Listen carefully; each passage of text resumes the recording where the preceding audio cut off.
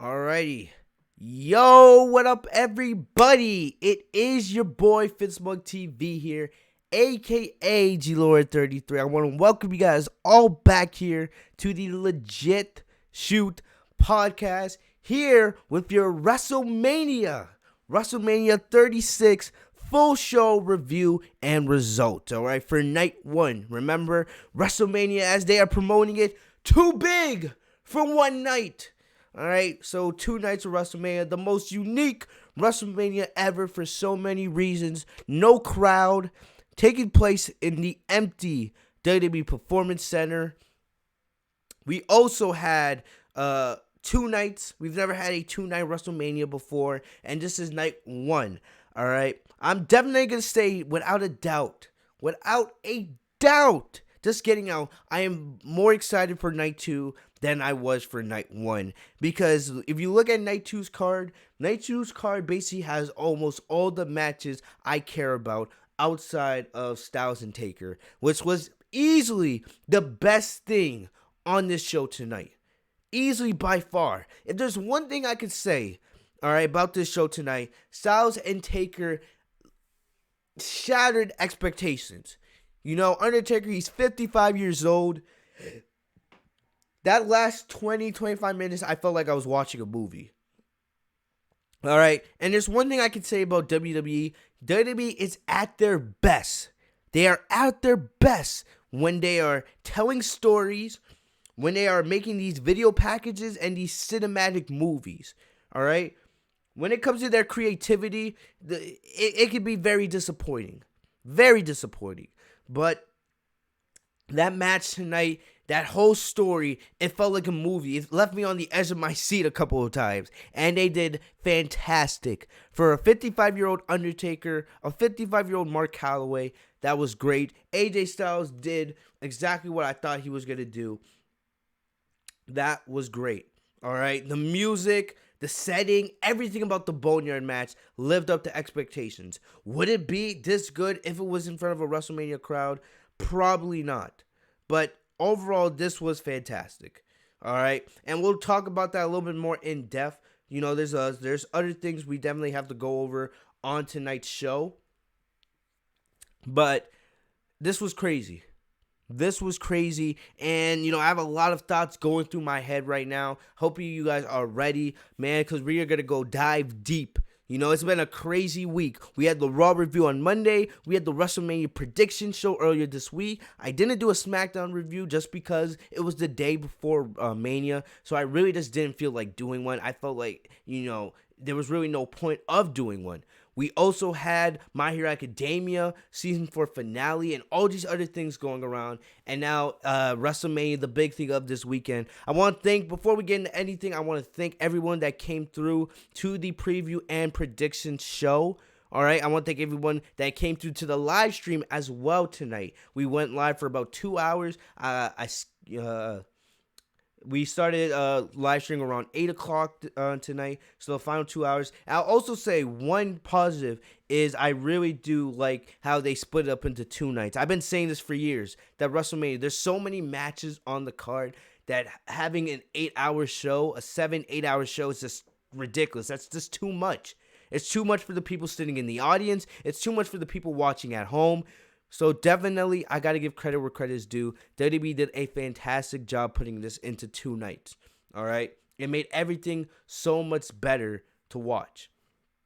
You know, definitely, the 3 hours flew by, you know, because we were just getting match after match after match. We weren't getting commercials. There was definitely a lot of negatives.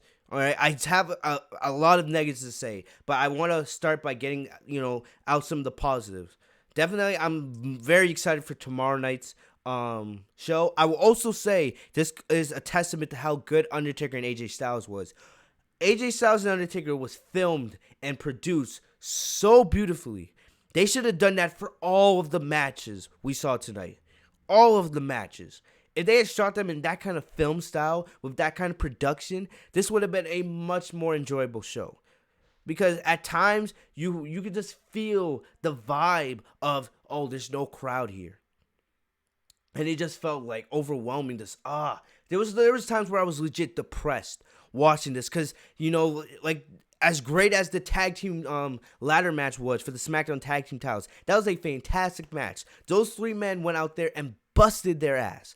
Busted their ass. And then at the end of the match, every time Kofi or Morrison or the Usos would climb up a ladder, usually when you have a ladder match, you would be able to hear the crowd.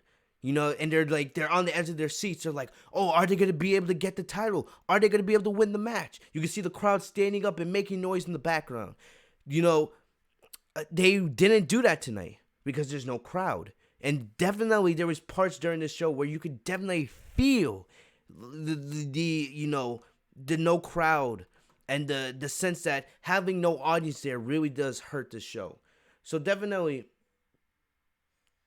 hold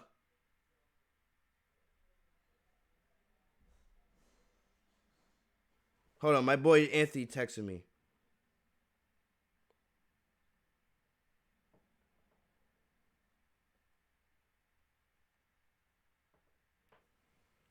Give me a sec. Anyway, back to what I was saying. The way they framed the show, all right, there was a lot of negatives. But the thing about it is, I was willing to give them a thumbs up. Not saying this was WrestleMania, because at the end of the day, no matter what they say, no matter what anybody says, this is not WrestleMania. No matter how much they did it. But for the fact of the circumstances and everything that was going on, I was willing to let bygones be bygones and give this show a thumbs up. But Braun Strowman and Goldberg was so bad that, hell no, that ruined everything for me. And you could really feel in moments that not having the crowd in the audience there really hurt the show. But honestly, Styles and Taker, definitely just with the way they produced it, if they had done that for all the other matches on the show, I would have gave it a thumbs up. And definitely, I'm actually kind of excited for tomorrow night because tomorrow night's card actually looks pretty damn good. Lesnar versus McIntyre is the main event. Hyped for that. Edge versus Randy Orton, the best story on WrestleMania, the road to WrestleMania this year. I'm excited for that. Sasha Banks and Bayley, don't gotta tell me twice. It's Sasha Banks. All right. What else do we have on store? I know we have a couple other matches. There's just so many matches on this card that I forget. What we're actually supposed to get. Cena versus Wyatt. I'm actually excited for that because of what Styles and Taker did. If we can get that Styles and Taker quality with Cena versus Wyatt in the Firefly Funhouse match, then take my money. All right. But that's tomorrow night. Let's try to focus on tonight. All right. And I'm gonna say there's gonna be negatives. There's gonna be a lot of negatives. Let's talk about it. Let's get into WrestleMania. So basically, the show started off. They had a promo package, talking about everything that's going on, and they had Stephanie McMahon appear. I didn't mind this. It was whatever. You knew that one of the McMahons was going to show up. No matter if it was Triple H or Stephanie McMahon or, Shane McMahon or Vince McMahon himself. You knew that one of them was going to show up on screen and basically talk about how this is a different WrestleMania than ever before and how they want to entertain you. So then the show started off. You had Rob Gronkowski. He is the host for this year's WrestleMania. He's standing on top of that elevated pillar that they have. And he's welcoming everyone to the show. This was cringe, but you knew you were going to get cringe with Rob Gronkowski. You knew you were going to get some cringe. And one thing, I'm just going to talk about it now since we're talking about Rob Gronkowski. For most of the show, Gronkowski and Mojo Rawley were up on that platform. And near the end of the show, or later in the show, R-Truth showed up. And I was thinking, basically every title on the main roster, plus the NXT Women's Championship, is being defended on this show.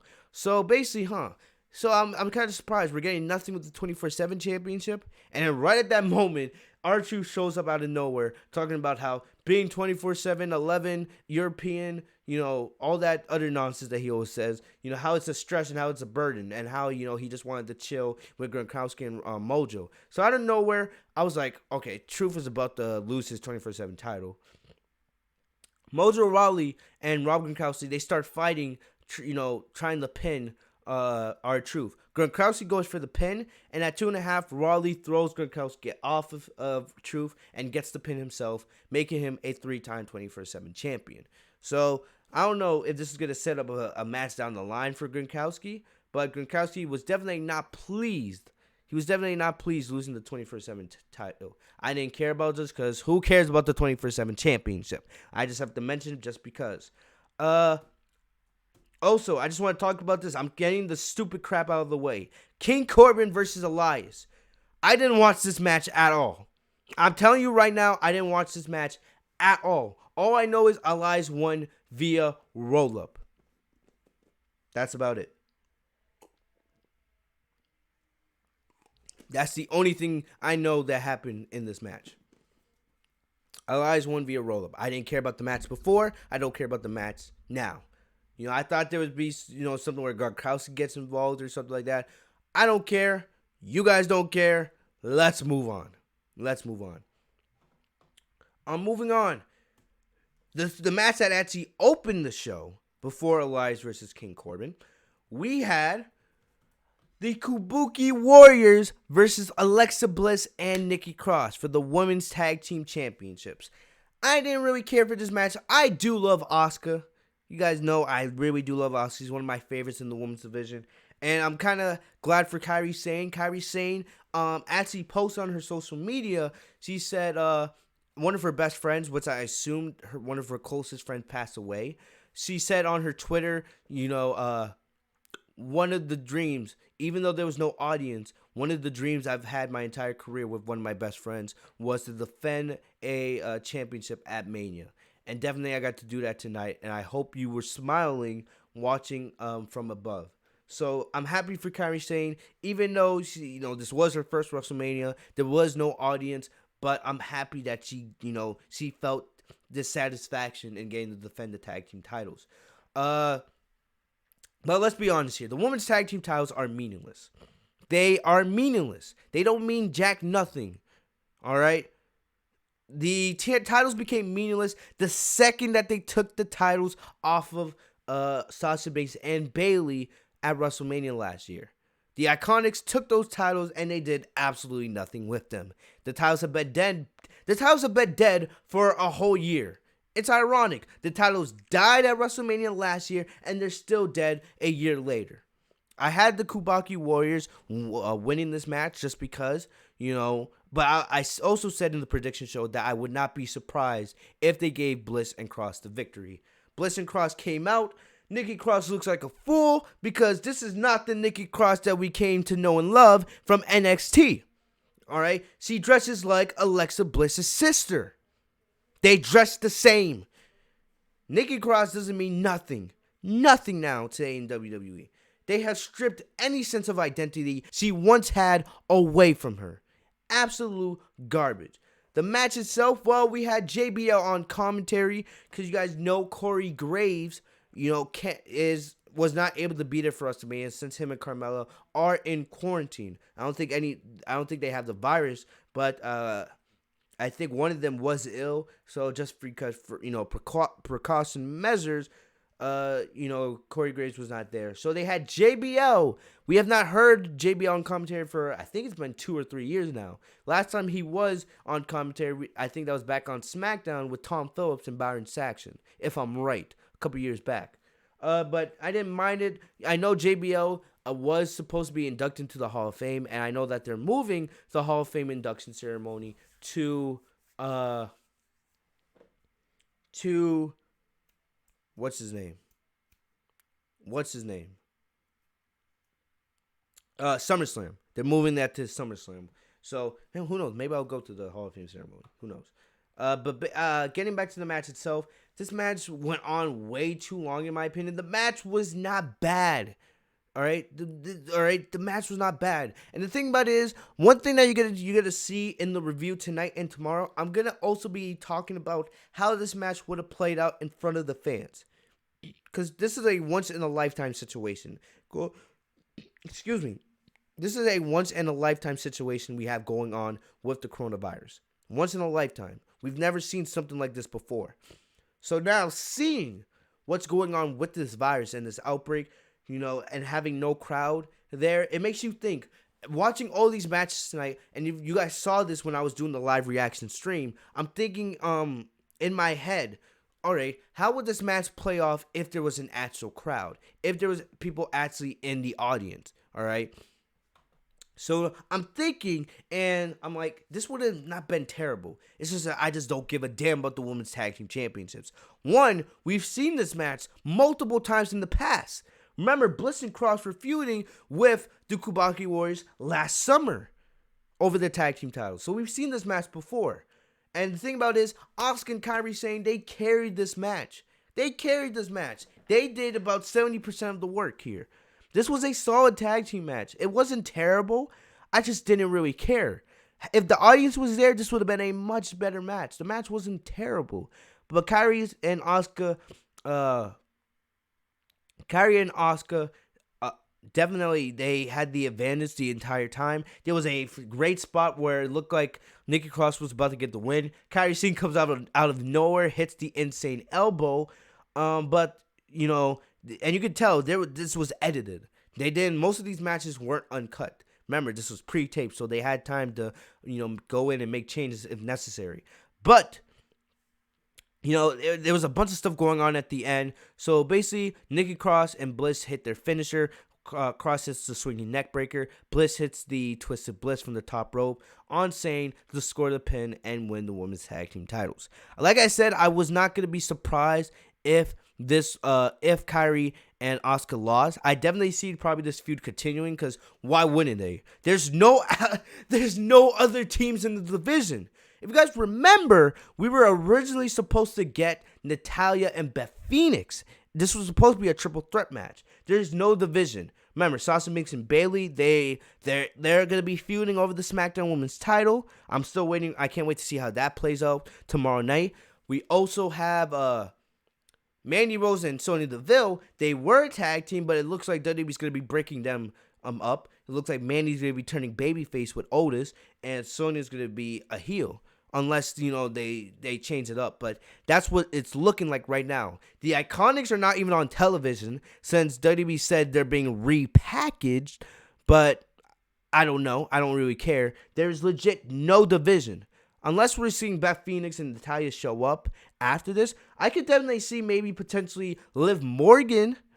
Maybe you do like Liv Morgan and Natalya. Maybe you could build them up for the Women's Tag Team Championships. Or you could also maybe Ruby Riott and Sarah Logan. They're not doing anything right now. Ruby Riott's one of the most underrated performers in the main roster. Like, come on. And Sarah Logan, give her something to do. You have 3 hours of Raw every single week. Build up your superstars. If you're going to keep these titles, those titles don't mean anything right now. Make the titles matter. It's not that difficult. Like, jeez. Make the titles matter. Those titles have been dead since last year when you took them off of Sasha Banks and Bayley. You really want to make the titles matter? Here's your chance. I just gave you four tag teams. 4 tag teams in the women's division. Do it. Come on. Anyway, Alexa Bliss and Nikki Cross win. Moving on. This was surprising. Raw Women's Championship. I'm going to rant on this. Definitely. Becky Lynch versus Shayna Baszler for the Raw Women's Championship. I thought this was a match we would see on night 2. One thing is, we didn't really know what matches we were going to get tonight. It was legit. They didn't announce the match card in advance. It was just like, all right, this match is taking place. And I'm kind of excited because night 2, I am so much more excited for night 2. All right, so here we go. So Becky comes out she drives into the arena with the truck. The reason why she keeps coming up with the truck is because that was supposed to be part of her entrance for WrestleMania. So they're trying to get some kind of value.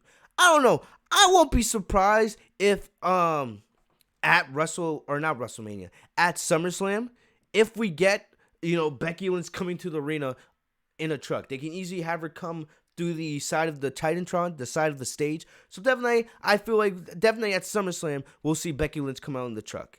Shayna Baszler comes out. She had, a nice red attire. This match was hard hitting. It was very fast paced. They didn't waste any time. Like I said, it caught me caught me, surprised because there was rumors saying that there was a chance that this was one of the matches that could actually main event the show. I knew it wasn't going to, but definitely there was rumors going around that, there was a chance that could happen.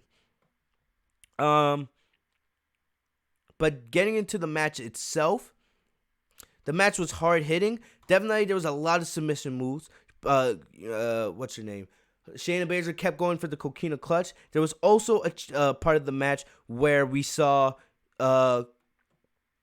what's her name? Shayna Baszler, she actually went for the disarmer. She actually tried to hit Becky Lynch's own finishing move on her. And I like that. I love when heels do their opponent's finishing moves in a match. It's one of my favorite things. I love it. All right. What up, Landon? Good to see you. Junior, I might start ranting in just a sec, bro. Let me get to the ending. But basically, there was no lockups. And one thing I will say is, definitely one thing that helped some of the matches on this card is, one thing I hate rest holds. I love intensity. I love when people are going at it. No wasted time. Like, you want to fight? Let's go. Let's bring it on. Let's do this. So we have Becky and Shayna. They're going at each other. The intensity is fast, and it helps because there's no crowd. So definitely, if you're giving me a boring match where we're seeing armholes and rests and all this other nonsense, I'm going to start bitching and complaining. I'm going to be like, what's going on? And there's no crowd there because everyone's at home watching on their TV screens. So definitely, I'm like, what's going on? So definitely Becky and Shayna having that intensity helped the match. This match was going great until the finish. So what we see, Shayna got the coquina clutch on Becky about 4 or 5 times during this match. All right. So she got it in the middle of the ring and it looked like she had it locked in. Well, Becky Lynch counters the coquina clutch. She counters the coquina clutch. And she rolls Shayna up. 1, 2, 3. 1, 2, 3. That's it. Match is over. Becky retains. And I'm just like, why? I'm sitting there, first of all, I'm shocked. I'm sitting there like, why? Why is this the way you're ending WrestleMania? Why are you trying to anger me in this situation? Someone tell me why. Why? Tell me. You buried the entire Raw Women's division at Elimination Chamber. You fed them all to Asuka. All right? Natalya, you fed her. Liv Morgan, you fed her. Asuka, you fed her. Sarah Logan, you fed her. Ruby Riott, you fed her. No. All right? You fed everybody to Shayna Baszler. Making us all think that, okay, at WrestleMania, Shayna Baszler's going to win. It's over, right? Becky's had, and I've said this, Becky's had her time. She's had her 1 year as champion. But now, instead, you decide to have Becky win?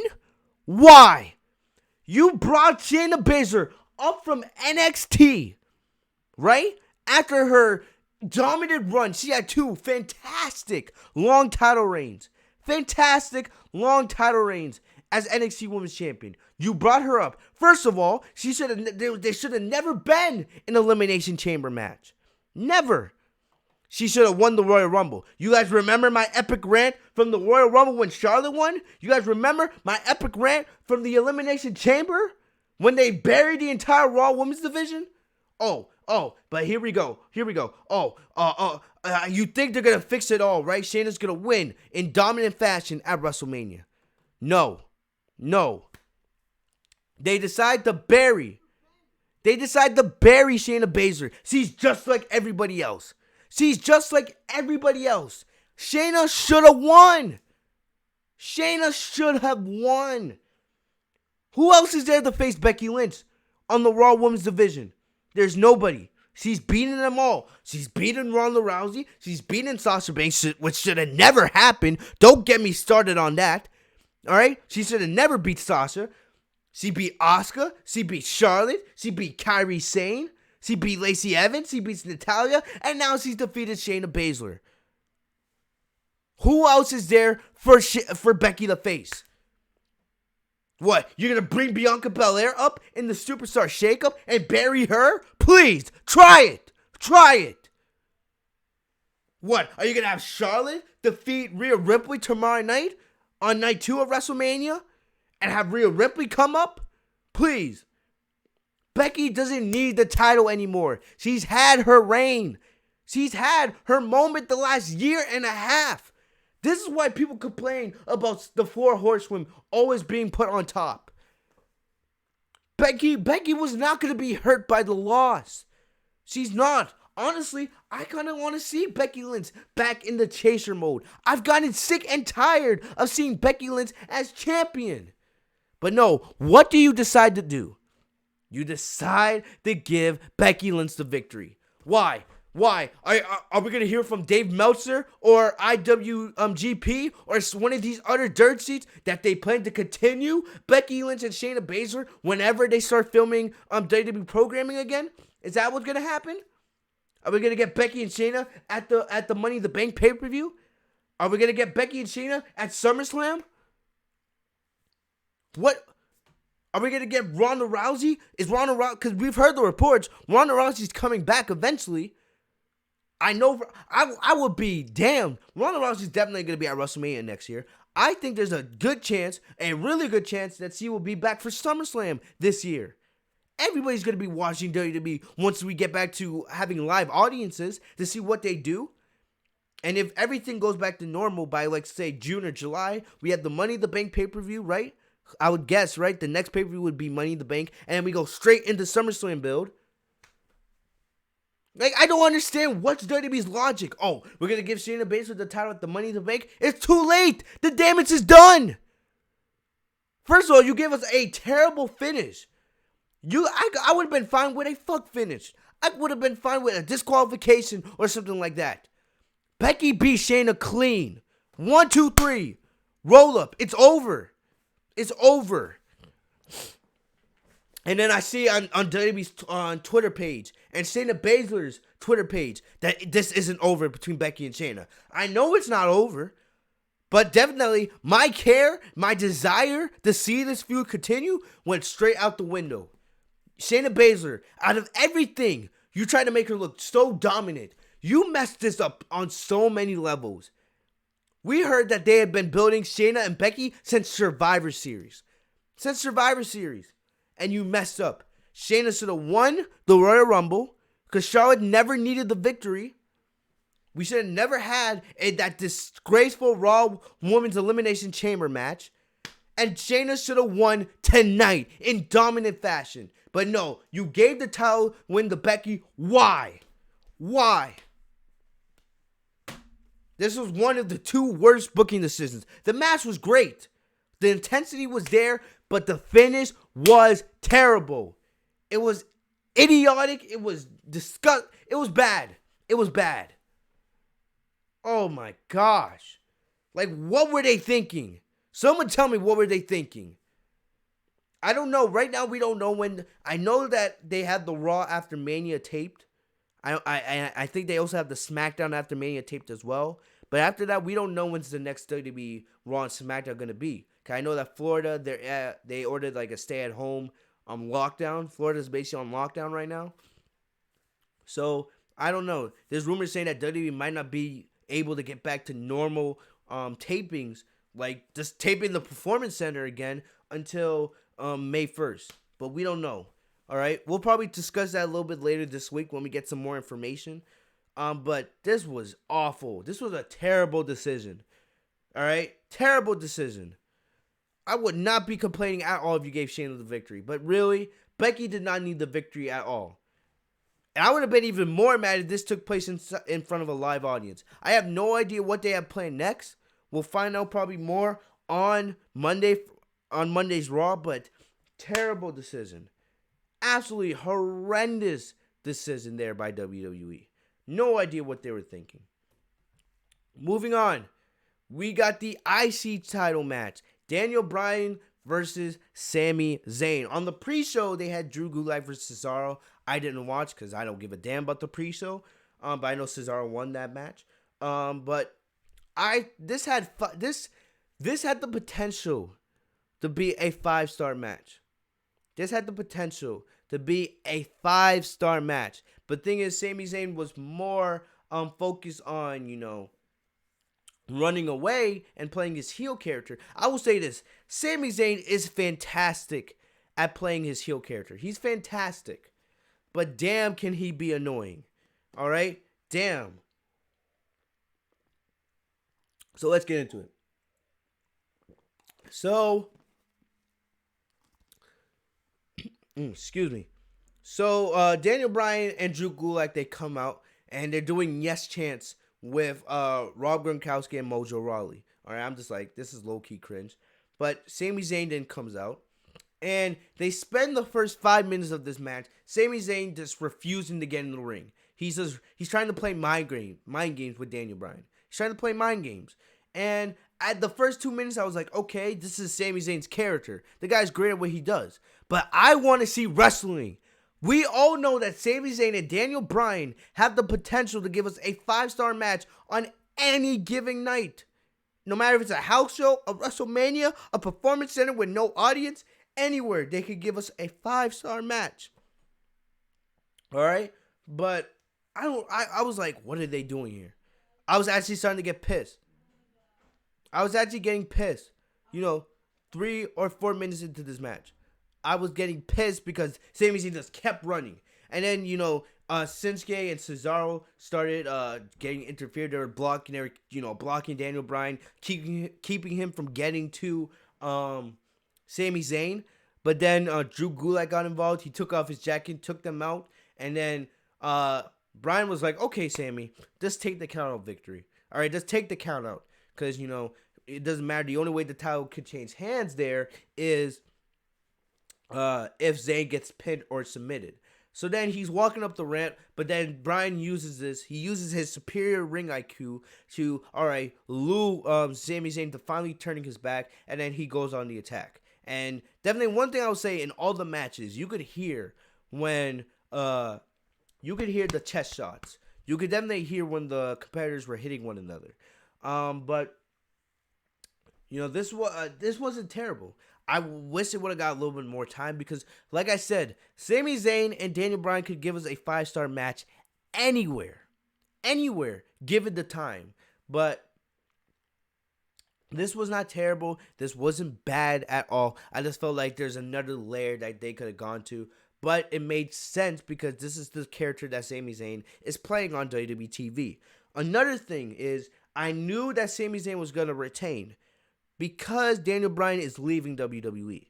He's not leaving the company. I know his contract is coming up, but there's been rumors saying Bryan's going to re-sign and have more of a part-time schedule, similar to AJ Styles and Randy Orton, so he won't have to work as many house shows. He'll get more time to spend with his family, because I know Birdie B, his daughter's growing up, and I also know that him and Brie are expecting a second child that's coming any day now. So definitely that's, great for them. I know Nikki's pregnant as well with her fiance.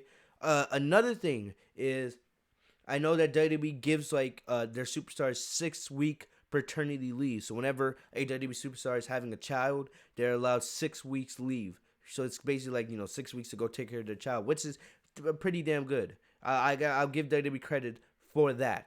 So I knew Bryan wasn't going to win this match. If Bryan didn't have those other things going on, he would definitely win this match. I would definitely have Bryan winning this match, and then they could probably build something like Drew Gulak and Daniel Bryan for SummerSlam. I could definitely see something like that. But what I see happening is Daniel Bryan, he's going to be out of the picture going forward. Use this opportunity to build up a babyface Drew Gulak and build up Drew Gulak to take the IC title from Sami Zayn. All right, you could have, Drew Gulak be the underdog. Since Bryan's not going to be there for a while, it could be 3-on-1, and then you could have Gulak fighting the odds. Like I said, Drew Gulak is way too good to be sitting on the sidelines, people. Way too good to be sitting on the sidelines. So, basically, what you should be doing with Drew Gulak is you should be building him up each and every single week, and then have him eventually be the guy to take the title off of Sami Zayn. I also I've been talking about it on the podcast the last couple of weeks. Maybe you can also have Kevin Owens get involved. I don't know what WWE is planning with the superstar shakeup, but I think we could also see potentially see something where Kevin Owens, if he gets moved to SmackDown, I don't know what's gonna happen with the superstar shakeup, if we're even gonna have one right now, but definitely if we do, maybe we could see Kevin Owens get moved to SmackDown and challenge for the IC title. Kevin Owens, a babyface Owens versus a heel Sami Zayn is great. Sami Zayn's character work is great. SCBZ, it's good to see you in the tap, man. I haven't seen you here in a while. But definitely, this match could add another layer, but I'm not gonna criticize it too much because it's Sami Zayn. It's just fantastic when it comes to his character work. I definitely hope they continue building up Drew Gulak, going post WrestleMania. I hope with Bryan, since we're not going to see Bryan for a while, and hopefully when Bryan comes back, he has the long hair with the beard again. Classic Daniel Bryan look. But we'll just have to wait and see. But I hope don't put Drew Gulak back in purgatory. Don't put him back in catering. All right, build Drew Gulak up. For those that don't know him from NXT or his time as Cruiserweight Champion from 205 Live, use him to build him up. He is fantastic in the ring. One of the best submission specialists in the entire world. He is that damn good. Use this to build up a babyface Drew Gulak. Don't have him go back to doing those stupid-ass PowerPoint presentations. Build the guy up. All right? So that's my thoughts on that. Moving on, we had the SmackDown Tag Team Championship match, ladder match between Kofi Kingston, Jimmy Uso, and John Morrison, aka The New Day versus the Usos versus Miz and Morrison. This was changed into basically a triple threat ladder match with only one member of each of the teams representing and vying for the tag team championships because Miz got sick. You guys should know from now, everybody's been talking about Roman Reigns calling out of WrestleMania. Also, you guys know that Miz got sick and he was sent home. So they had to change this into a triple threat ladder match with only one member of the tag teams representing. I agree with you, Essie Betsy, with that Boneyard match comment. We'll talk about that in a little bit. But definitely, we had Kofi Kingston versus Jimmy Uso versus John Morrison. And one thing, I knew this match was going to be good. All right. I knew this match was going to be good because if you look at these tag teams, they had the perfect members from each team representing for this match. If you look at Miz and Morrison, Miz is not a high flyer. Morrison is. If you look at the Usos, well, the Usos, they don't really count because they're twins. They both do the same thing. So it wouldn't matter if it was Jimmy or Jay. But if you look at the New Day, of course, Xavier Woods, he's not going to be there since he's injured. He's still recovering from the ACL injury. He should be coming back, near the end of the summer, God willing. Big E,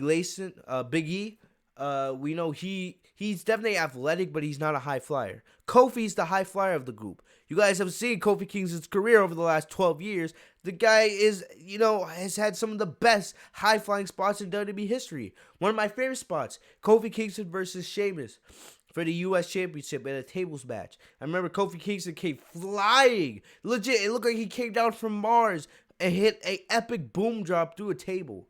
So definitely, they had the best members from each team representing for this match. And one thing about ladder matches is we've seen almost everything that could be done with a ladder. There's been so many ladder matches throughout WWE history, so many great ladder matches that there's not really, much that hasn't been done with a ladder. And one of the things that I was scared about going with this match is the crowd is so important in the ladder match. Like I said at the beginning of the podcast, when you have somebody climbing up a ladder, usually you have the crowd is such a vital part because they're basically on their hands and knees like, oh, is this superstar going to win the match? Are they going to become champion? This and that, One thing that I didn't like about this show tonight, the commentators, to me, it felt like they were going through the motions. I really wish we could have like a moral Ronaldo on this show because he brings the energy for everything. Michael Cole, and Michael Cole, he did it somewhat. Michael Cole, I'll give, he did his job pretty well. JBL did a pretty good job, but Tom Phillips and Byron Saxton were awful on commentary. They brought no energy. It's like they were like, oh, let's get this done and go home. And first of all, Byron Saxton, you're a clown. You're a clown. If I ever had the chance, I would face Byron Saxton and kick his ass myself because Byron Saxton sucks. The guy does not know how to dress. I would love to. I don't know if he does it to troll us. I don't know if he does it to troll us. Or if the guy doesn't have any common sense. The guy does not know how to dress. The guy came out. He was wearing a suit with a flower suit jacket. You're a man. Why in the world are you wearing a suit jacket with flowers all over it? The dude's a clown. He does not know how to dress. It's like he goes to the store and he's like, oh, this matches. He doesn't care about the design or anything like that. The guy is terrible. Like, damn. Are you trying to be the Craig Sager of WWE? Craig Sager is iconic and will always live on in our memories as one of the best sportscasters of all time. All time. Saxon, you're one of the worst. You're a clown. The guy is terrible at his job. And not only that, him and Tom Phillips were terrible on commentary tonight. Like, please, there's no audience. We're relying on you to bring the energy of WrestleMania since it's being advertised and billed as WrestleMania, right? Bring that energy to us as fans. Come on, bro. Bring us that energy. Anyway. The match itself was great. They went out there and wrestled like they were in front of 80,000 people. I gotta give credit, man. Kofi Kingston, he was definitely the MVP of this match, just like I predicted he would be. Because one thing I love about Kofi Kingston is the guy knows how to keep doing unique offense. Every time we see Kofi Kingston in a big match, he does one move that I haven't seen him do before. He's not like some of these other guys, like The Miz, or who else? Like, I don't know.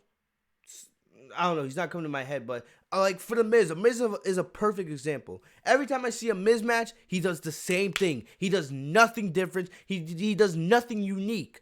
He does nothing that stands out to me. Whenever I watch a Kofi Kingston match, he always does one, and if it's a big match, he does one or two moves that, hey, I haven't seen Kofi Kingston do that before. He did a fantastic Hurricane Rana on John Morrison. Morrison was on the ladder, and Kofi Kingston jumped from the top rope and did a Hurricane Rana from the ladder. Fantastic spot. There was also a really great Spanish Fly Morrison did on Kofi Kingston. They almost did it on the ladder. He missed by a couple inches, but if he didn't, man, it would have been absolutely crazy. There was also a part of this match. Each competitor had at least one big move during this match, even though I would say Kofi Kingston was the MVP. But Jimmy Uso, I think he did like an Uso splash on Miz, or not on Miz, on Morrison from the top of a ladder onto a ladder, which was a great spot. And I will say the ending was a little bit cheesy, but I will give WWE credit for trying. I on this ending. So basically, you have Miz, not Miz, I keep saying Miz. You have Morrison, Jimmy Uso, and Kofi. They're fighting on top of three ladders trying to grab the title. All three of them at the same time, they unhooked the titles from the lock. All right, so all three teams are holding the tag team titles, and they're all like, oh, what the hell are they going to do? So basically what happens is they're fighting with one another. The Usos, Jimmy Uso and Kofi Kingston, they're trying to knock Morrison off of the ladder so they can fight it off with each other. What up, Nick Zato? Are you new to the channel? I'm not sure. If you're new, Nick, make sure to subscribe. Good to see you in the chat.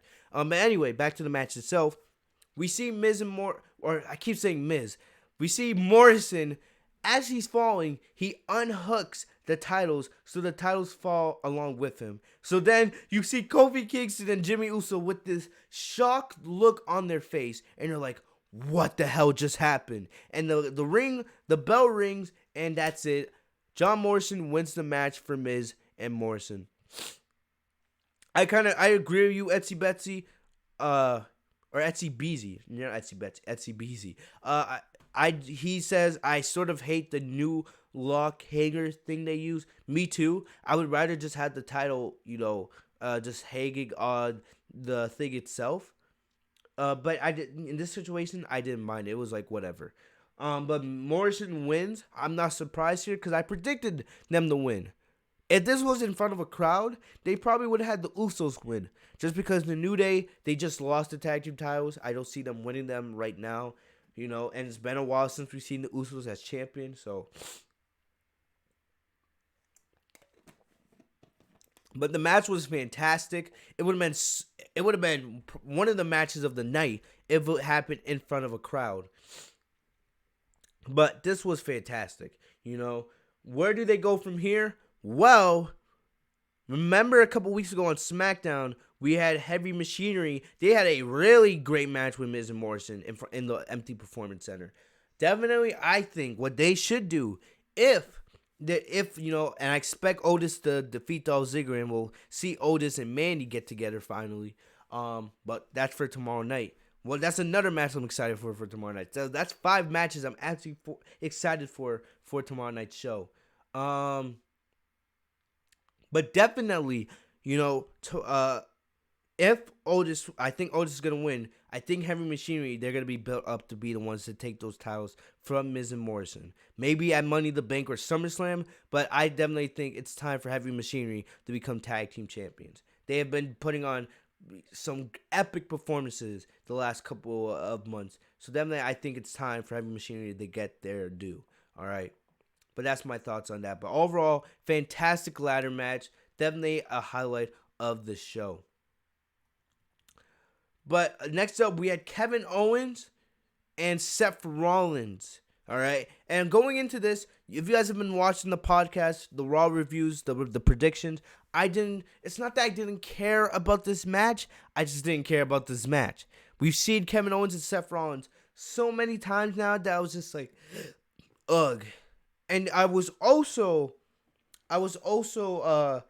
over this feud because we've seen Owens and Rollins basically feuding for the last 3 months, But finally, this was going to be the big night where Owens would finally get his victory over the Messiah. Finally get that victory he's been longing for so many months now.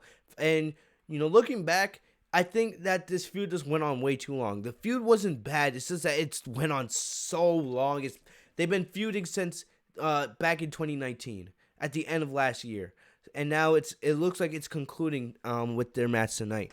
But that was my thing. I knew Owens was going to get the victory. They basically teased it. Rollins didn't need the victory. Rollins has plenty of WrestleMania moments. And this was, WWE wanted to say this was Owens' second or Owens' first WrestleMania moment. No, this was Owens' second WrestleMania moment because Owens beat Chris Jericho for the U.S. Championship at WrestleMania 33 a couple years back. Don't insult our intelligence, WWE. Get out of here with that nonsense. But anyway, getting into the match itself, Rollins came out, and I love this. Rollins came out wearing basically like a Messiah outfit. He had, the Messiah on his ring gear. He had this amazing white ring attire. One thing about Rollins is he keeps his ring attires pretty basic, but he knows how to rock them. No matter if it's like a white ring attire, black, gray, or gold, he definitely knows how to make good ring attire. But he came up with the Messiah robe, and it looked perfect with his gimmick. Because Seth Rollins does kind of look like a Messiah in a way. I'm not comparing him to the good Lord Jesus Christ up above, but he kind of looks like, he kind of has that modern day Jesus kind of look. He has the beard, the hair. He looks like a Messiah in a way. Let's be serious here. This was a fantastic match. Like I said with Becky and Shayna, outside of the ending, Becky and Shayna was fantastic. And I found it ironic that Becky and Seth, their fiance, they both had their matches on air on the same night of WrestleMania. But also going into this, and like I said, one of the things that made Becky and Shayna so good outside of the ending, of course, was the intensity. They brought the intensity that entire match. They didn't do armholes and stuff like that. They did the same thing here with Rollins and KO. They went at each other. They brought the intensity. They brought the heat. They didn't waste any time. There was no wasted moment. All right. Where I started to get a little bit angry was the finish. The finish of the match was actually pissing me off a little bit because at the end we see they get to the outside of the ring, and basically what happens is we see Rollins takes the timekeeper's bell and he just strikes Owens in the face, causing a disqualification. So Owens gets the victory from the disqualification, but I was about to get pissed off because I was like, no. After 4 months of this garbage, we're done here. We're like, no, you're not giving us a stupid disqualification at WrestleMania just to continue this feud. I don't want to see it. You guys don't want to see it. It's time for Rollins and Owens to go their separate ways and start something new. All right? So, what happens here? So, we have Seth Rollins. He starts walking out, and he's smiling. But then, and it's like he doesn't even care that he lost the match. But then Owens grabs a microphone, and he's like, no, this is not how this is ending. You're not getting your way. He calls Seth a son of a bitch, and he's like, let's finish this, no disqualification. And I like that because they come and they start beating each other. Rollins gets back in the ring, and he keeps repeating himself, oh, I can do whatever I want. I can do whatever I want. I can do whatever I want. And I like that. Rollins also was taking chairs, bashing Owens with whatever he could. He took the steel ring steps, hit Owens in the head with those. And it looked like he attempted to put Owens to the ring table. And this was easily probably a top 3 moment of the night. Owens reverses it, and he's like, nah, this is not how this is ending. So, basically, Owens climbs, and they had the WrestleMania sign they used on the entire road to WrestleMania since the Royal Rumble. They had the WrestleMania sign, and they had, They had Kevin Owens climb up the WrestleMania sign. He jumps off the WrestleMania sign, does an elbow drop through the table. Absolutely fantastic. There's no way they would do this at WrestleMania inside the stadium, because the sign is like at the top of the arena. There's no way they would ever risk Owens' health like that. But the spot was incredible. Definitely probably the best spot of the night outside of what they did with Taker and Styles. Alright? Fantastic. So then Owens gets Rollins into the ring, hits him with the Stone Cold Stunner, gets the win. 1, 2, 3, and that is it. Finally, hopefully, because WWE, they don't know when to end rivalries. This should definitely be the end right here. Definitely a fantastic match. All right, outside the disqualification, that almost made me lose my mind. But outside that, this was a great match. They brought the heat. They did their thing. Absolutely amazing. Great job. Absolutely great job there, WWE. So what's next for Owens? I've been saying this on the podcast the last couple weeks. Let's get Owens back into the title picture. I was kind of surprised Samoa Joe. Maybe, definitely, WWE will probably absolutely do this. Samoa Joe has been out of the storyline basically for the last month and a half because he got injured. Then he came back and got suspended. And I know his suspension ended last week. I'm willing to bet. I can count on it. Probably for the Raw after Mania this Monday, we're probably going to get Seth Rollins start a feud with Samoa Joe. All right? With Kevin Owens out of the picture, I think what we do with Owens now is it's time to put him back in the title picture. I could definitely see them doing Kevin Owens versus Andrade, which would be great for the U.S. title. Or, like I said, if they do the Superstar Shakeup, I could also definitely see Owens getting moved to SmackDown, either contending for the Universal title or for the IC title with Sami Zayn. All that matters is it's time to get Owens back in the title picture. The guy is red hot as a babyface, and definitely he has all the momentum. So use it. Let's get Owens into one of the title pictures. So yeah. Oh my gosh. This is when I get pissed off. I was willing to give this show a thumbs up because Styles versus Taker was great. It saved this show. The SmackDown Tag Team title match was great. Owens versus Rollins was great. Outside of the ending of Becky and Shayna, Becky versus Shayna was pretty good. And I don't really care about the first two matches. But I was willing to give this a thumbs up for night one of WrestleMania. Until we got to this. Until we got to this crap. Goldberg versus Braun Strowman for the Universal Championship. This was terrible. Terrible. First of all, we all know this was supposed to be Roman Reigns. But we all know Roman Reigns, he backed out because of his health. And I still think we don't know the full story about that. Roman basically said that in his Instagram post, that we don't know the full story. But that's beyond the point. So we have Goldberg and Wyatt. Or not Wyatt. Goldberg and Strowman. This match had zero build. There was no video package. This match was legit announced on SmackDown with just a graphic. Hey Hunter, hey Triple H, remember when Triple H came out and said last week, oh, you guys are going to like the unique matter. The unique matter that we put together with the Roman Reigns, Braun Strowman, Goldberg Universal title situation. Really? Unique. All you did was show us a damn graphic on SmackDown this past week. That's unique? There was no video package? There was not even a promo. Strowman comes out and he just say this is for the Universal Championship. They didn't even mention Roman Reigns. There was no mention. It was like he was never the number one contender. It was like Roman versus Goldberg was never even meant to happen. WWE's insulting your intelligence in front of your very face. It's ridiculous. So then you have Goldberg come out. He has that stupid beard on his face with his stupid bald head ass. So then he comes out playing his music, right? They have the stupid security guards. He comes out and they say this is a Universal title match. I'm like, okay, this is what should happen.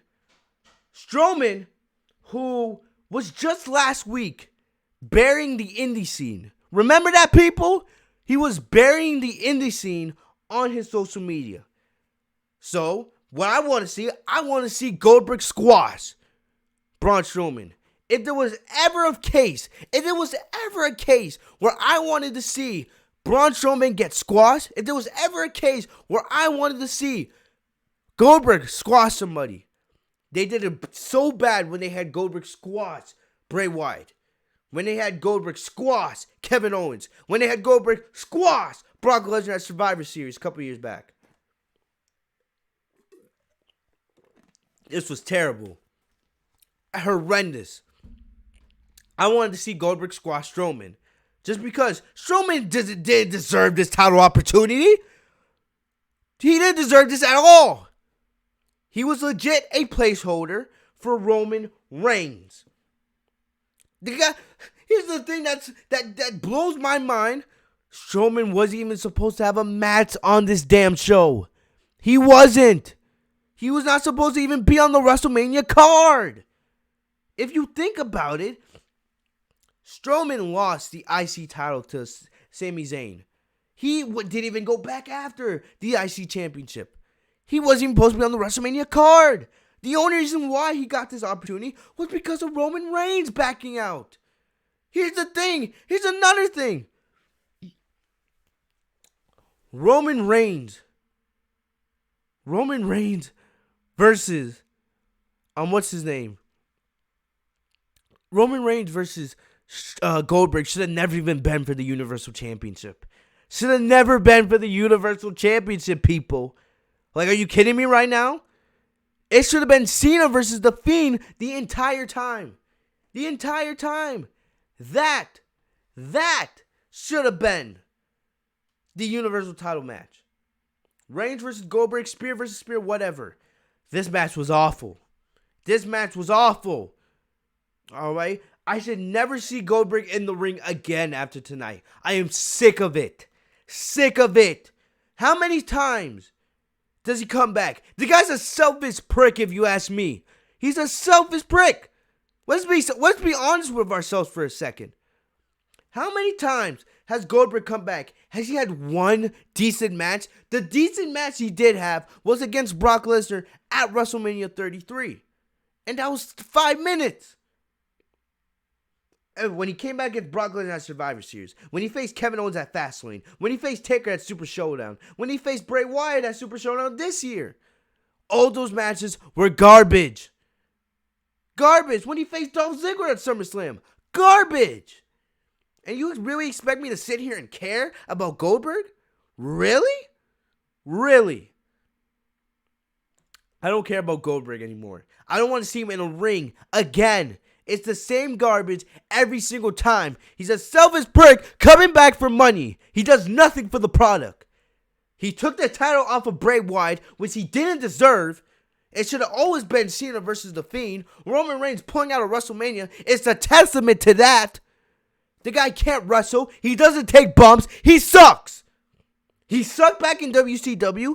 He sucked when he went up against Rock and Triple H back in the Attitude Era. He sucks even more now. Go do your oil changes. Go change your cars in your backyard. Don't come back. You are terrible at what you do. Don't come back ruining the product because you want to be selfish. Saying, oh, I want my son to see me wrestle. Get out of here. If you want your son to see you wrestle, there's something called the WWE Network. There's a whole Goldberg collection on there. You suck. Stay away. This match was awful. All this match was finishers. There was no wrestling at all. Goldberg hit 4 spears on Strowman. Strowman kicked out. So what? Strowman tries to hit a 5th spear. Strowman counters his 3 power slams. Hits a 4th running power slam for emphasis. 1, 2, 3. That's it.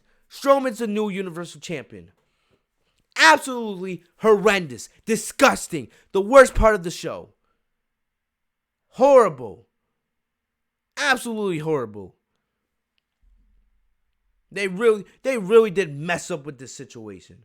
Like, really. Like, wow. What's next for Strowman? I don't know. I don't care. Imagine, you weren't even being on the WrestleMania card. You weren't even supposed to have a match on the WrestleMania card.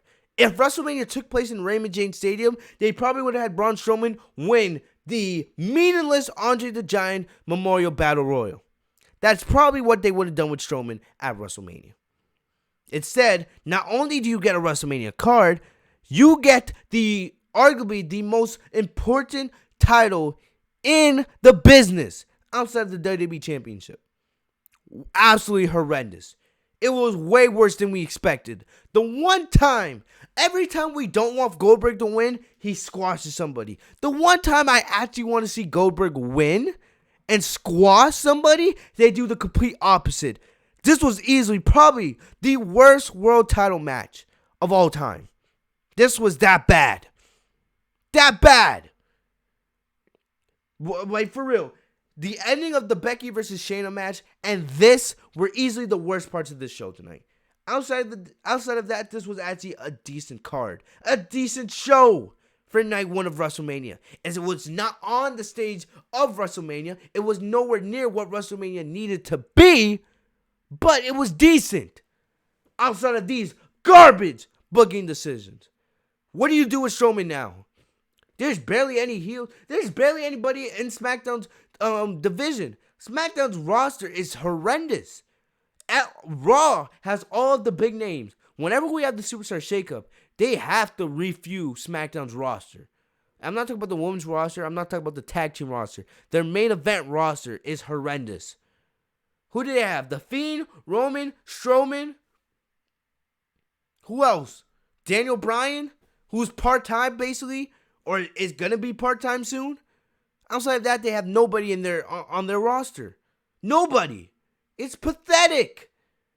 Like I said, I understand Raw is 3 hours and you need to have talent on there, but damn, when we get back to having live audiences, whenever we have the Superstar Shakeup, we need to get SmackDown roster fixed. This is horrendous. There's legit nobody on the roster for Strowman to even defend the title against. All I know is whenever Roman does come back, they're going to do Strowman versus Roman. And I do not care. I pray. Oh, man. This is what I hope they do. I pray we're not heading towards Strowman versus Roman for the Universal title again. We had that last year. Or back in 2018 when Roman was champion. I pray we're not getting that again. This is what I would do. You have The Fiend versus Cena. There's a part of me that's thinking that Cena may win. I don't know. All right? I don't know. There's actually two things you could do. Hell, I would take Cena squashing Strowman to get number 17. I would take that at SummerSlam. I actually wouldn't mind that. Instead of Roman winning a championship, I would honestly not mind that. Yes, I would not be excited for a Cena and Strowman match. But hey, SummerSlam's in Boston. Cena's hometown. Cena was born and raised in West Newbury, just about 30 minutes down the road from the TD Garden. I would not mind seeing Cena beat Strowman and become a 17-time world champion. I don't know how Cena's schedule is looking, but he definitely probably has more time now, especially with everything's going on with the coronavirus. I don't know. I'm just saying. Or the other option, the better option, all right? If The Fiend does indeed beat Cena in their Firefly Funhouse match tomorrow night, which we'll see, you could definitely have, The Fiend get the Universal title that he should have never lost back from Strowman.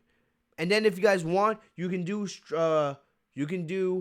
The Fiend versus Roman at SummerSlam or somewhere down the line. I am not a believer in Strowman as Universal Champion.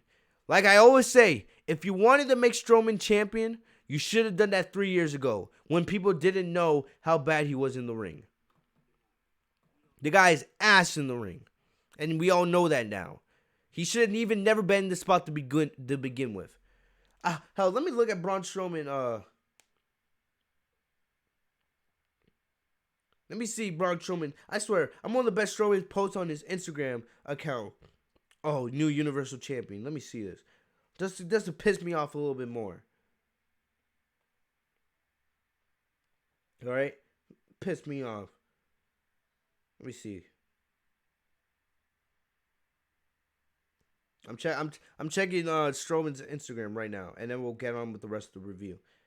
Let me see that so I can get pissed off. Because this company's a bunch of idiots. Like really, this was the decision you made. Idiots, man. Let me see.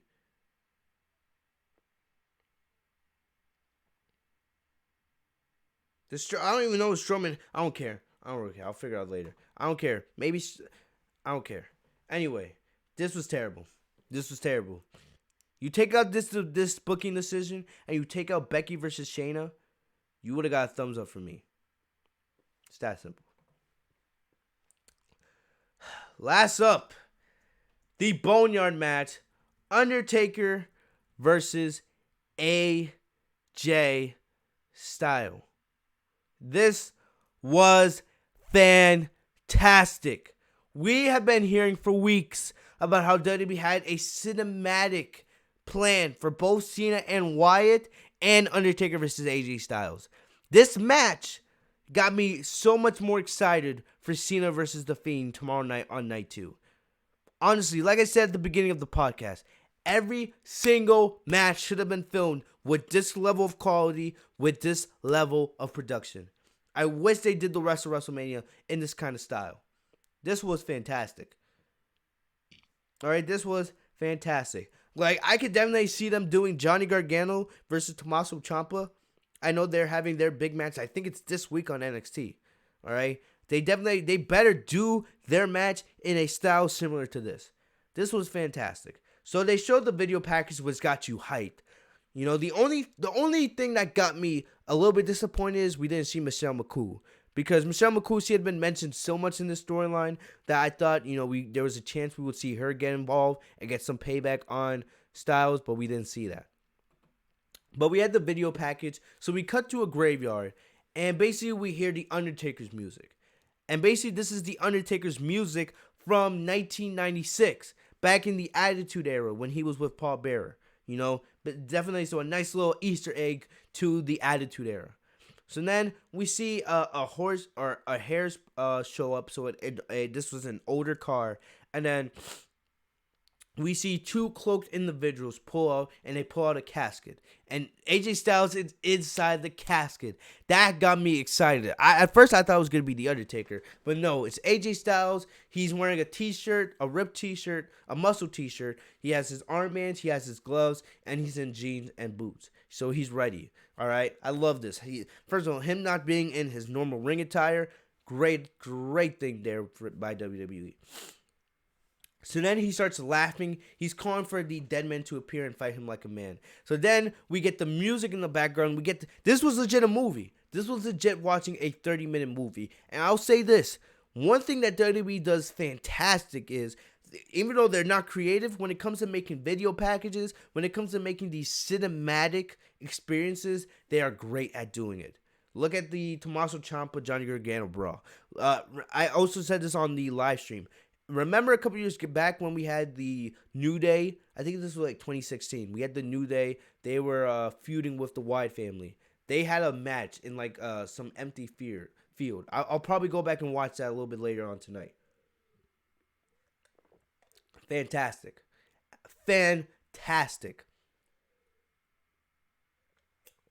I can't wait to see what they do with Cena versus The Fiend with this cinematic story. So Taker comes out. We see American Badass Taker. He rolls up with the bike. He has the headband on and everything. So it kind of just disappoints me a little bit, because definitely I would have loved to see at WrestleMania with the ramp, we get to see Taker roll up and ride down that long WrestleMania ramp with the bike. But still, this match was perfect. All right, the lighting, the music, the stage, everything. This was legit a 30-minute movie. So Taker comes back, and he's the American Badass. So then we see they're staring each other down, and Taker's like, "You wanted this. You made this challenge." So first off, it looked like AJ Styles, he tries to grab like a brick, and he tries to use it as a weapon, but Taker hits him. And then he starts, we all know, they say this all the time, Undertaker, one of the best strikers in WWE history. So he's striking, he's hitting him with lefts and rights. So we all knew Luke Gallows and Carl Anderson. I'm just looking at this. Anyway. So we see Carl Anderson and Luke Gallows, they show up. And they were the ones in the cloak, dressed up as the Undertaker's droids. So Taker's like, all right, bring it. And he takes them out one by one until he gets ganged up by the OC. Then Styles comes out of nowhere, and he tries to hit Taker with a tombstone. But then and he actually hits him with the tombstone. And then one thing that I really loved is the story fits so well. We've heard for weeks about Styles saying, "You're an old man. You're not the dead man anymore. You're just a 55-year-old man named Mark Calloway." And they played that up. When Taker was on the ground trying to recover, you could see him. He was like, he was breathing heavily, and you could tell Styles did such a great job of working the story into this match. So much. This was a fight. This was not like your wrestling match. This was a fight. So basically, Styles takes advantage, and he starts beating Taker down. And then there's the music changed throughout the match. It was like legit sitting into a movie theater. Unfortunately, I had the lights on because I was doing the live stream. You guys wouldn't have been able to see my reaction if I had the lights off, because you guys know how I look like. But definitely later on tonight, probably after the review, I'm going to go back and just watch that match itself with the lights off, just to immerse myself more into that atmosphere, because it was done so well. So then, basically, Styles takes a shovel. He takes a shovel, he knocks Taker over the head with it, and Taker falls into the graveyard. So then it's like, okay, it looks like the match is over, right? Styles is about to win. He gets into the truck, and it looks like he's about to bury the dirt on him. Well, no, remember, this is a movie. This is not a match. And classic Undertaker, Styles is taunting out of nowhere. Taker, and they edited this really well, Taker magically appears from behind. Out of nowhere, he appears. And it's like he was using the supernatural powers of The Undertaker. And then he fights off the OC. Basically, from here on out, Taker had the match won. The match was basically over from this point. He takes down the OC. He takes down Styles. Styles is scared for his life at this point. He starts running away from the Undertaker. He's climbing the steps of the ladder, and he's basically like, "Come on, Taker, meet me up here." And then basically the OC comes, and he hits Luke Gallows with a chokeslam.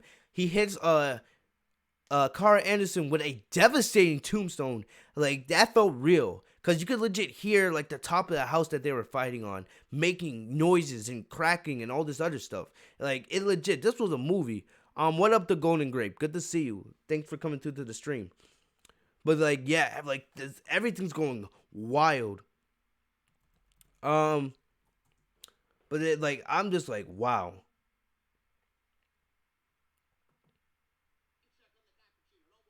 But, JG's going live right now. So I'm definitely going to JD's stream after this. So JD says, we all knew WrestleMania was going to be bad, really bad. And it was. It was downright horrible. Some matches delivered in the emptiness of the WWE Performance Center, but it was the Boneyard match between Styles and Taker that literally savaged the entire show on Saturday night. I agree. But I'll listen to JD's podcast afterwards. But basically, anyway. So afterwards, he hits Carl Anderson with a tombstone, shattering the ground, and then Styles just, he's begging the Undertaker not to bury him. You guys can see the pun there. Don't bury me. Don't bury me. All right. But then he hits Styles with a devastating chokeslam, throwing him off the top of the house onto the ground. And basically, Taker's talking this whole time.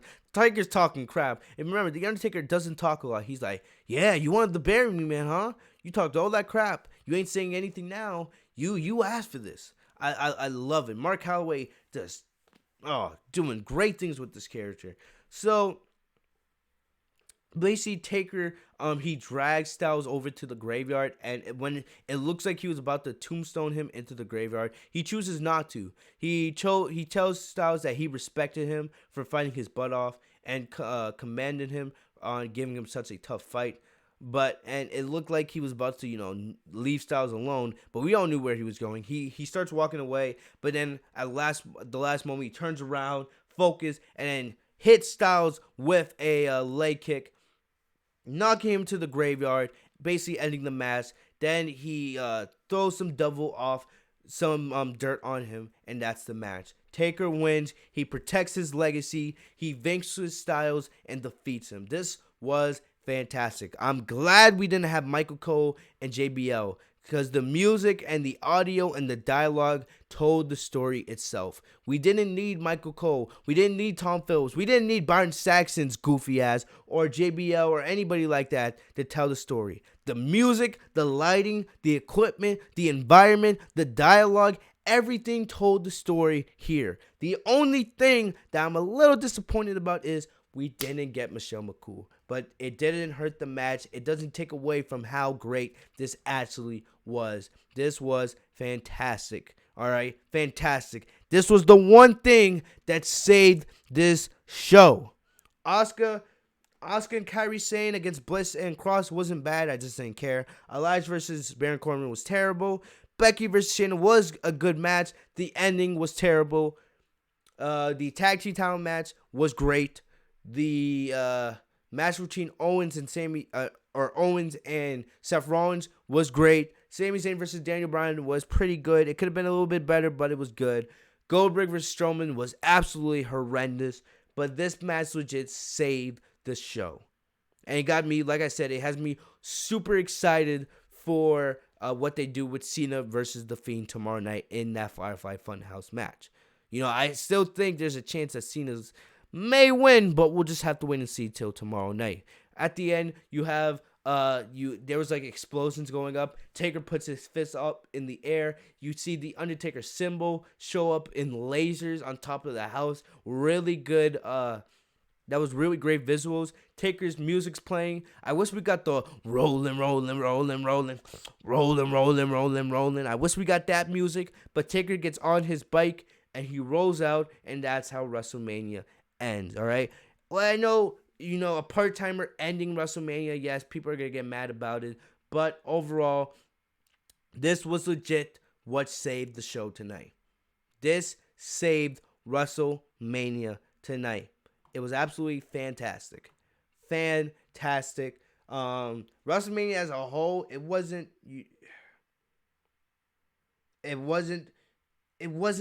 bad. It wasn't bad, but still, the ending of Becky and Shayna and Strowman versus Goldberg are what really pissed me off. Those are the real bad things that really hurt the show tonight. Overall, though, Styles and Taker did its thing. I'm gonna give this match a 6 out of. I'm gonna give this show a 6 out of 10. Gonna give this show a 6 out of 10. But overall, Junior, the podcast is about to end. Unless you have something important to say, you better say it now because we're about to end. Overall, I'm gonna give a 6 out of 10 for tonight's show. So we have WrestleMania Day 1 out of the way. WrestleMania Night 2 is tomorrow night. And I am actually excited for tomorrow's show because it actually has the matches that I care about. The only match that I really cared about on this show was Taker and AJ Styles. On SmackDown, or not SmackDown, on Night 2 of WrestleMania, these are the matches that I care about. We got Edge versus Orton. All right, I'm hoping that match lives up to the hype. The Golden Great. Yes, I wanted Goldberg to retain. Strowman didn't deserve to be in the title match to begin with. All right, I don't like Goldberg as champion, but I would have much rather have him keep the title to drop it to either the Fiend or Roman later on. Strowman did nothing to deserve the Universal Championship. Junior WrestleMania tomorrow night's at the same time. It starts at 7. All right, I'll probably be doing another live stream, and we'll do a review right after the show, just like we did tonight. But I'm going to give it a 6 out of 10. All right? And that's bad for WWE standards. That's bad. If Undertaker versus AJ Styles wasn't as good as, it was, I would probably have given this show overall probably either a 3.5 or a 4 out of 10. So I'm giving it a 6 out of 10. That's me being generous, because AJ Styles and Taker saved this show. All right? So if they gave Shayna the victory and if they had Goldberg win, I would have actually gave this show a thumbs up. I would have gave this show a thumbs up. I probably would have gave it a 7 or 7.5. At the end of the day, I'm not grading this on WrestleMania, because at the end of the day, no matter what anybody says, this is not WrestleMania. This wasn't WrestleMania. All right? No matter what people say, it wasn't WrestleMania in any sense of the word. But I'm just grading it on, them giving us a pay-per-view show. That's the way I'm grading it. I'm not grading this based off it being called WrestleMania, because it's not. Let's be serious here. But that's my thoughts. I'm giving WrestleMania Night 1 a 6 out of 10. But I'm actually excited for tomorrow night. Drew versus Brock Lesnar. I can't wait for that. Cena versus The Fiend. I can't wait for that. Just to see how they do it with this cinematic experience.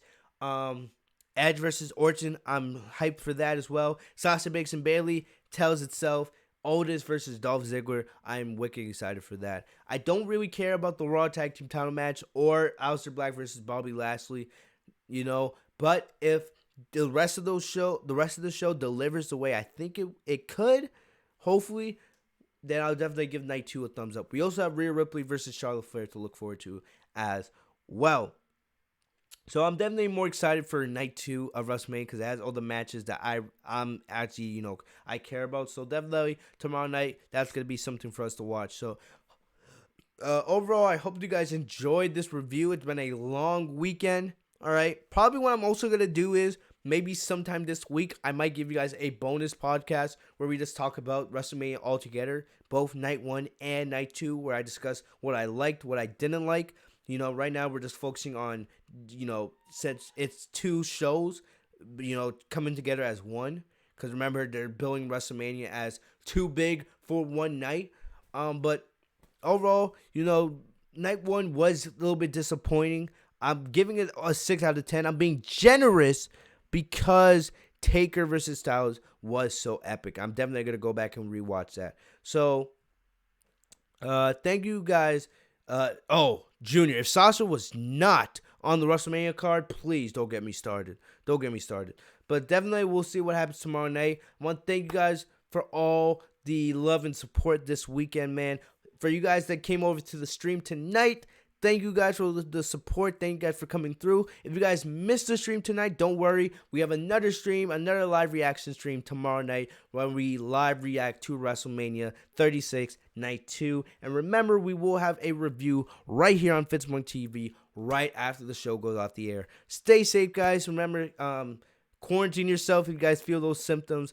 Hopefully, you guys, once this is all over, I can't wait for us to get audiences back in the arena. But definitely thank you guys for the love and support. I want to thank you guys for joining me tonight on the Legit Shoot podcast. Like, comment, subscribe if you guys are new to the channel. Enable notifications by clicking the bell next to my name, Fitzmonk TV, so you guys are notified every time I post a new video. I love you guys so much. Have a great night, guys. Peace.